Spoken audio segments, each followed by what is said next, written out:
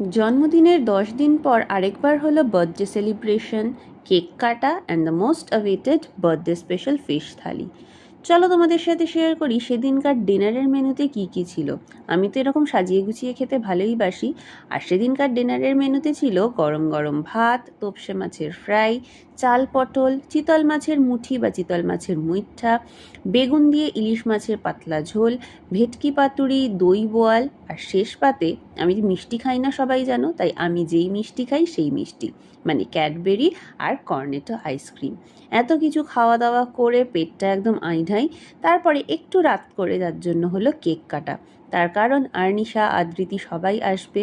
আসল উদ্দেশ্যটা তো ওটাই, ওদের সাথে আবার একটু বার্থডেটাকে সেলিব্রেট করে নেওয়া। Happy birthday to you. Happy birthday to you. Happy birthday dear Tutu. Happy birthday to you. May God bless you. May God.